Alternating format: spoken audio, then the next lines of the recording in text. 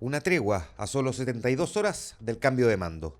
Gabriel Boric y José Antonio Kast bajan las armas en La Moneda para destrabar el traspaso del poder, justo cuando las encuestas le entregan al presidente saliente un amargo termómetro final.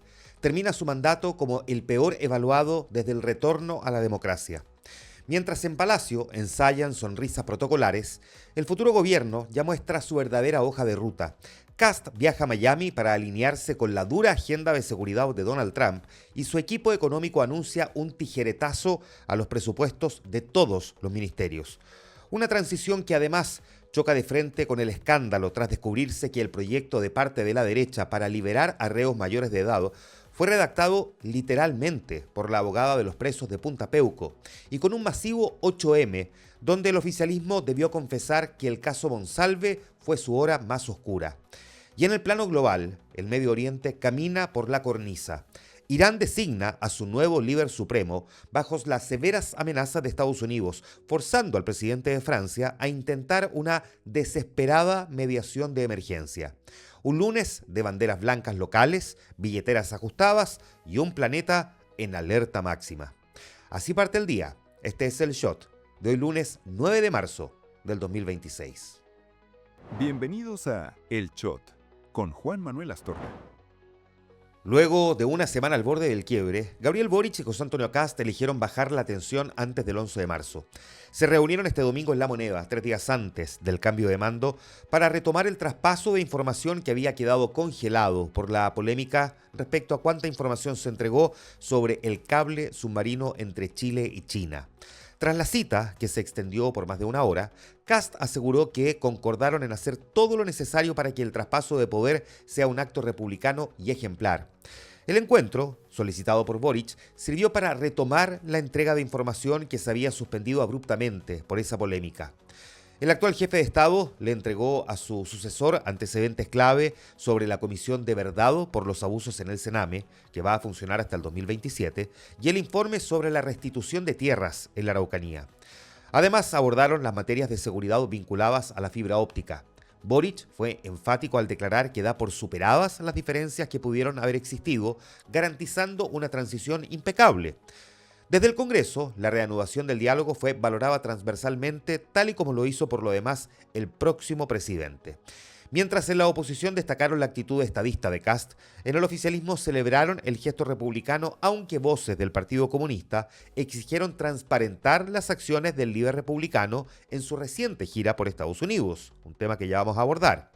Más allá de las trincheras y las desconfianzas, la imagen de ambos líderes sentados en La Moneda demuestra que el peso de la República y la continuidad del Estado terminan imponiéndose como una obligación ineludible frente a las rencillas políticas de turno.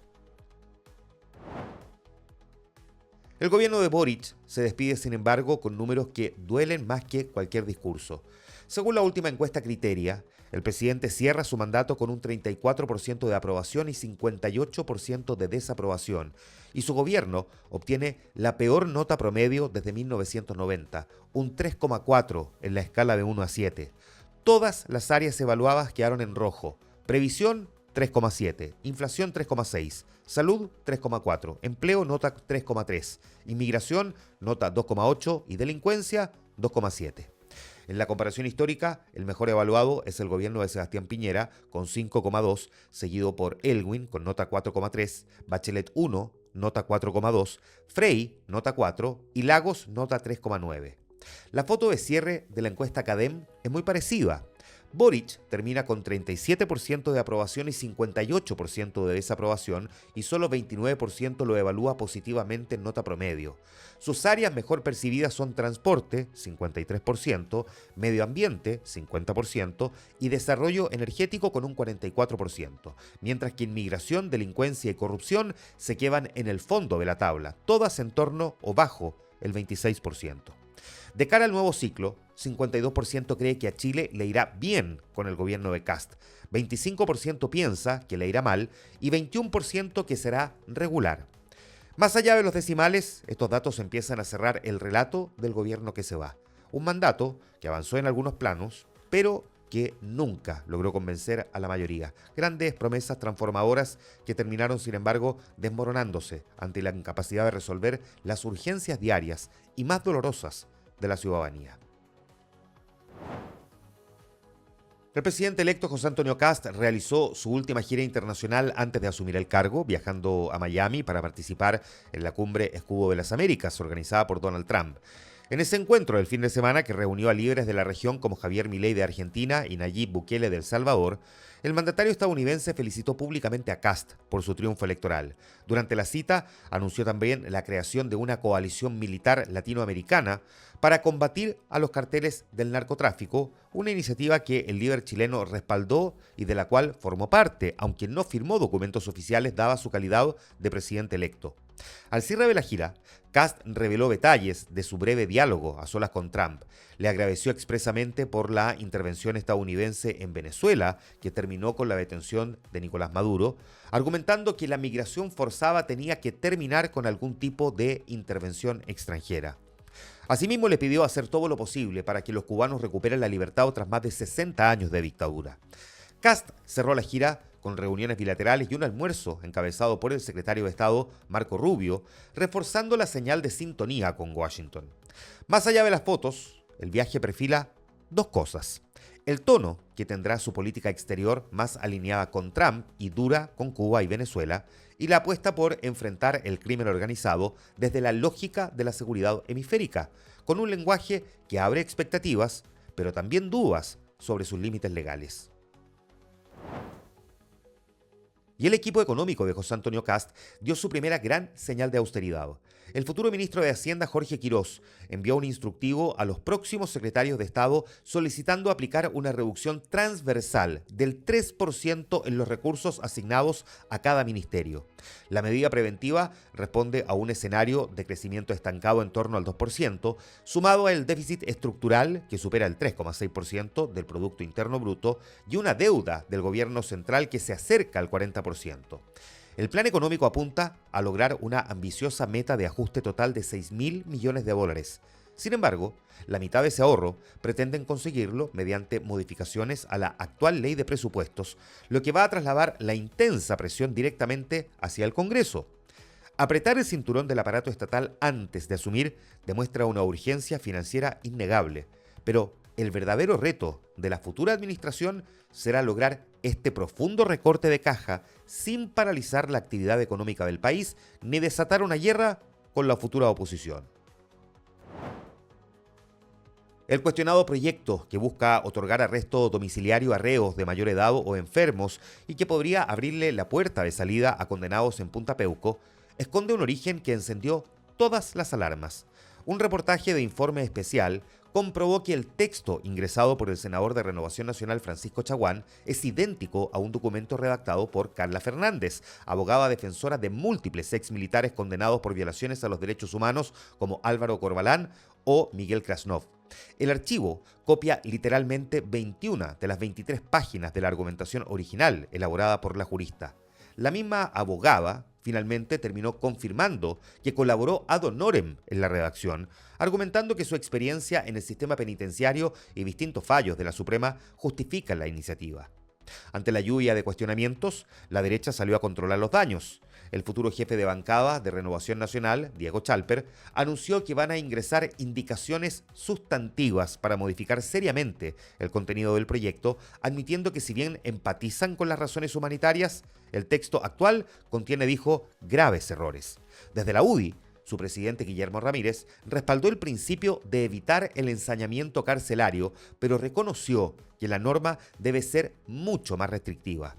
Avanzar en una normativa penal redactada casi en su totalidad por la propia abogada de los principales beneficiados expone una impresentable falta de prolijidad parlamentaria que mancha de origen una discusión que debió ser técnica, transformándola a los ojos de la ciudadanía en un evidente traje a la medida y justo cuando esa ciudadanía muestra un rechazo mayoritario a beneficios para violadores de derechos humanos y condenados por crímenes graves. Una masiva conmemoración del Día Internacional de la Mujer cruzó el país con un evidente contraste en los números de convocatoria. Mientras Carabineros estimó preliminarmente unos 40.000 asistentes en la marcha por la Alameda, que reportó incidentes aislados frente a la Casa Central de la Universidad de Chile, la coordinadora 8M elevó sus cálculos a 500.000 de mujeres y disidencias, aprovechando la instancia para convocar también a una huelga general para este lunes. En paralelo, La Moneda realizó su última conmemoración oficial del Día de la Mujer. El presidente Boric y la ministra de la Mujer y Equidad de Género, Antonia Orellana, hicieron un balance de estos 4 años. Ley Papito Corazón, copago cero, que benefició sobre todo a mujeres en FONASA, Ley Antonia, Ley de reparación a víctimas de femicidio, cambios al reglamento de la interrupción voluntaria del embarazo en 3 causales y la nueva Ley de conciliación laboral, entre otras medidas. Boric agradeció a las ministras que pasaron por su gabinete, hizo un guiño a Michelle Bachelet y recordó que el avance en la equidad de género implica perder privilegios, interpelando también a los hombres. Orellana, por su parte, defendió que el gobierno avanzara en políticas feministas de manera decidida y llamó a asegurar continuidad a las políticas ya instaladas. La ministra vocera Camila Vallejo aseguró que la administración trató de ser feminista en casi todos los aspectos, pero confesó abiertamente que el escandaloso caso Monsalve fue el golpe más oscuro y difícil y reconoció que la renuncia al subsecretario debió haberse concretado antes de lo que ocurrió. Las críticas vinieron por otro carril. Janet Jara, que lamentó no haber sido invitada al acto y cuestionó que la foto del día fuera en realidad la reunión de Boric con Kast, hablando de sistema patriarcal invisibilizando la agenda de las mujeres, dijo. El contraste del 8M lo dice todo. Un movimiento feminista que sigue teniendo un masivo control en el país y un gobierno que se despide reivindicando avances concretos, pero también recibiendo reproches desde su propia vereda sobre coherencia, prioridades y protagonismo. A propósito de Janet Jara, se terminó el tan comentado periodo de reflexión. La ex candidata presidencial confirmó oficialmente que va a mantener su histórica militancia en el Partido Comunista, asegurando que, para tomar su decisión, primaron los valores de justicia social y bien común, que comparte profundamente con su colectividad. Al abordar su derrota electoral, la exministra hizo un revelador mea culpa en el programa Mesa Central. Admitió que la agenda de la izquierda progresista se quedó corta, apuntando a que hoy la ciudadanía exige contar con derechos sociales mínimos, pero también anhela legítimamente el éxito y el bienestar individual en un modelo donde se perdió el valor de la austeridad. Admitir públicamente que las viejas consignas de solidaridad colectiva chocaron de frente contra el genuino deseo del progreso personal de los chilenos es probablemente la lección estratégica más difícil que deberá asimilar una izquierda que ahora debe reinventarse desde la oposición. La Feria Internacional del Aire y del Espacio, FIDAE, ya ultima los detalles para su edición 2026 programada para la primera semana de abril, anticipando la participación de 33 países, más de 250 expositores y un centenar de aeronaves comerciales y militares. Sin embargo, el principal foco de controversia será el retorno de la industria armamentista de Israel, que va a participar a nivel empresarial sin un pabellón oficial del país. Cabe recordar que el presidente Boric había vetado a estas compañías de defensa en la versión del 2024 como castigo por la feroz ofensiva militar de Israel en la Franja de Gaza. La comunidad palestina en Chile reaccionó rápidamente para exigirle al próximo gobierno de José Antonio Kast que mantenga esa exclusión, argumentando que permitirles la vitrina comercial a empresas vinculadas a lo que califican como un genocidio representaría un retroceso en la coherencia internacional del Estado chileno frente a las graves violaciones de los derechos humanos. El debate sobre quiénes tienen derecho a comercializar su armamento en territorio chileno demuestra que estas históricas exhibiciones pasaron de ser simples plataformas técnicas a transformarse en complejos campos de batalla para presiones diplomáticas. Internacional. Y en plena escalada militar, Irán vivió una de las transiciones más delicadas de su historia reciente. La Asamblea de Expertos designó a Mojtaba Khamenei como nuevo líder supremo tras la muerte de su padre, el ayatolá Ali Khamenei, asesinado en los bombardeos israelíes y norteamericanos del 28 de febrero. El nuevo jefe de la República Islámica, estrechamente ligado a la cúpula de la llamada Guardia Revolucionaria. asume el poder mientras las ciudades iraníes continúan recibiendo brutales bombardeos contra sus vitales instalaciones energéticas de parte de las fuerzas israelíes. La presión externa más dura, sin embargo, llegó directamente desde Washington. El presidente Donald Trump calificó al régimen persa como un tigre de papel y le lanzó una severa amenaza pública al nuevo líder, asegurando que para mantenerse en su puesto tendrá que obtener la aprobación de Estados Unidos. Dijo, si no la obtiene, no va a durar mucho. En Teherán, el ministro de Asuntos Exteriores rechazó duramente cualquier intromisión estadounidense en los asuntos internos de su sesión.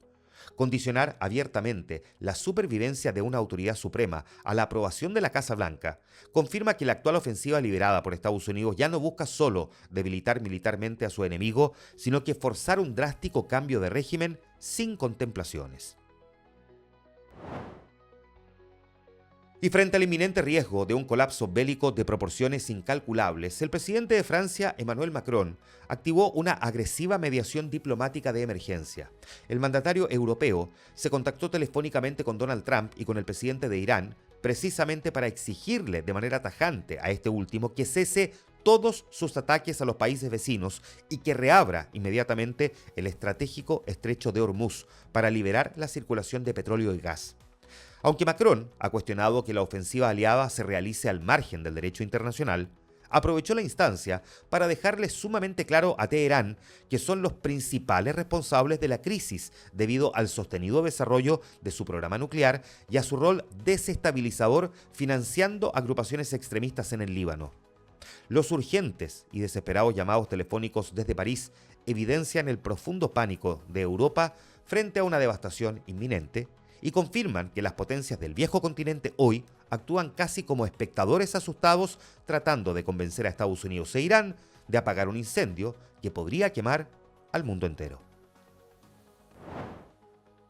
Y en el flashback de un día como hoy, 9 de marzo, en 1454, el dueño del nombre nace en Florencia el navegante y cartógrafo Américo Vespucio. A diferencia de Cristóbal Colón, él fue el primero en darse cuenta de que las tierras recién descubiertas no eran las Indias Orientales, sino un continente completamente nuevo. En su honor, los europeos decidieron bautizar este mapa con su nombre.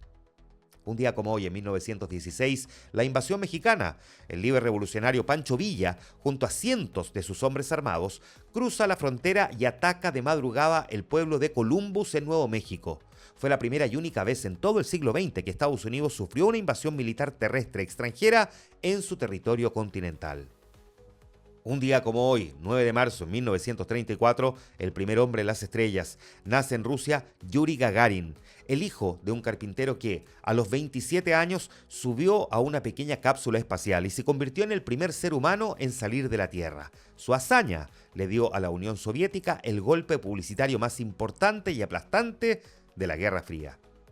Un día como hoy, en 1959, la muñeca que conquistó el mundo. La empresa Mattel presenta por primera vez a Barbie en la Feria Internacional del Juguete en Nueva York, con su icónico traje de baño a rayas. Cambió para siempre la industria, pasando de ser un juguete de plástico a un ícono cultural y una potencia multimillonaria en la taquilla cinematográfica. Un día como hoy, 9 de marzo de 1971, El color de la esperanza. Nace en Buenos Aires el cantante Diego Torres, un artista que logró convertir el optimismo pop en un género propio. Su música cruzó fronteras y su hit Color Esperanza se transformó en la banda sonora no oficial de la superación durante la grave crisis económica argentina y sudamericana de principios de los años 2000. Un día como hoy, en 1984, La sirena de la taquilla. Se estrena en cines la exitosa comedia romántica Splash. La película no solo fue un fenómeno cultural, sino que lanzó al estrellato absoluto a un joven y desconocido Tom Hanks, interpretando a un neoyorquino que se enamora perdidamente de una sirena, encabezada ella por Daryl Hannah. Un día como hoy, en 1987, el árbol de la fama global. La banda irlandesa U2 lanza su disco The Joshua Tree, con himnos inmortales como With or Without You y Where the Streets Have No Name. Bono y compañía dejaron atrás su sonido alternativo para abrazar la épica de estadio. Se convirtieron en los reyes absolutos del rock mundial. Y un día como hoy, 9 de marzo de 1997, luto en el rap. El legendario rapero The Notorious Big es asesinado a tiros en Los Ángeles tras salir de una fiesta con apenas 24 años. Su muerte marcó el punto más oscuro y trágico de la brutal guerra musical y callejera entre la costa este y la costa oeste de Estados Unidos. Y un día como hoy, en 2011, el último aterrizaje. El transbordador espacial Discovery de la NASA aterriza por última vez en el Centro Espacial Kennedy en Florida tras completar 39 misiones orbitales. Su salida de circulación marcó el principio del fin del programa de transbordadores espaciales estadounidenses. Y un día como hoy, 9 de marzo, en 2020, el Día Sin Mujeres, millones de mujeres en México paralizan el país en el histórico paro nacional Un Día Sin Nosotras, una jornada donde las calles, escuelas y oficinas amanecieron vacías como una cruda protesta económica y social contra la ola de violencia de género y los femicidios en Latinoamérica. Y antes de terminar, atentos con varias cosas. Este lunes, el ex persecutor Manuel Guerra será formalizado por los delitos de cohecho agravado, prevaricación administrativa y violación de secreto en el marco del polémico caso Hermosilla. La Fiscalía lo acusa de haber gestionado beneficios indebidos junto al influyente abogado y de revelar información confidencial en investigaciones de altísimo perfil como el caso Penta y la Operación Huracán. Hoy la Comisión de Constitución del Senado revisa el proyecto que modifica el Código Penal con el objeto de sancionar el delito de trata de personas con fines de adopción ilegal e incorporar su imprescriptibilidad. El presidente Gabriel Boric es entrevistado esta noche en el programa Las Caras de la Moneda en Canal 13, conducido por Mario Kreuzberger, Don Francisco. Hoy, el comandante en jefe del ejército, el general Javier Iturriaga del Campo, hace entrega del mando en jefe al general Pedro Varela Sabando para el periodo 2026-2030. Y hoy a las 4 de la tarde será la última sesión del Comité de Ministros del Sistema de Evaluación de Impacto Ambiental. La instancia va a revisar 2 proyectos de inversión, el edificio Macroocéano en la región de Valparaíso y la adecuación operacional de la faena minera Caserones en Atacama. Este fue el Shot de hoy lunes 9 de marzo del 2026. La necesaria dosis diaria de actualidad. Hasta mañana martes.